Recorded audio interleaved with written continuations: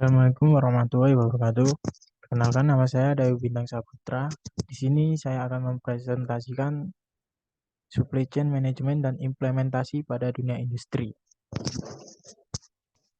Apa sih supply chain management itu?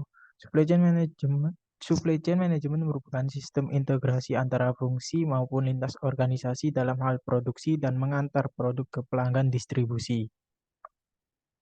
Tujuan dari supply chain management itu ialah memastikan stok opname produk di gudang berjalan lancar, komunikasi dengan distributor terjalin dengan baik, dan tersedia agen yang cukup untuk proses penyaluran ke semua target pasar.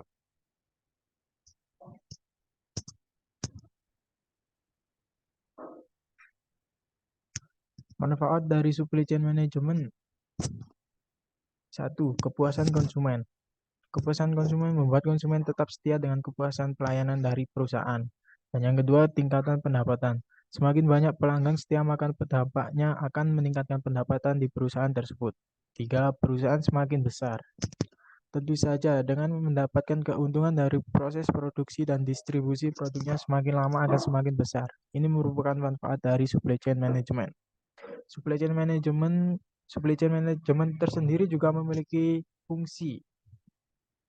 Fungsi dari supply chain management ialah secara fisik, di mana fungsi dari supply chain management ini adalah mengonversi bahan baku menjadi produk jadi yang bisa disampaikan ke konsumen akhir.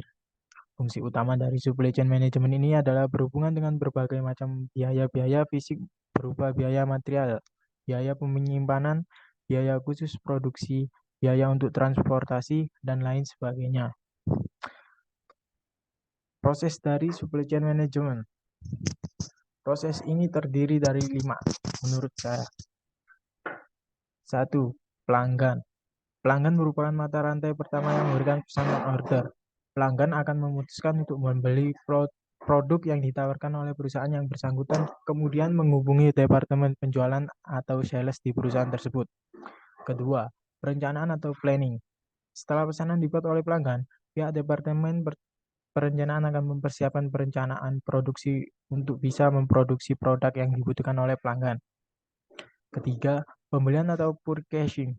Proses selanjutnya adalah purchasing, di mana purchasing departemen akan melakukan pemesanan bahan mentah dan juga bahan pendukungnya, kemudian menetapkan tanggal penerimaan dan jumlah yang dibutuhkan. Dan yang keempat, inventory. Proses supply chain management selanjutnya persediaan atau inventory. Bahan mentah beserta bahan pendukungnya diterima oleh pabrik. Setelah itu akan diperiksa kualitas dan ketetapan jumlahnya. Dan yang terakhir, produksi. Bagian produksi akan menggunakan bahan mentah. Selain itu juga menggunakan bahan pendukung yang mana dipasok oleh pemasok. Kegiatan produksi dilakukan untuk bisa menghasilkan barang jadi yang dibutuhkan oleh pelanggan. Implementasi supply chain management pada suatu perusahaan PT Indofood Tbk.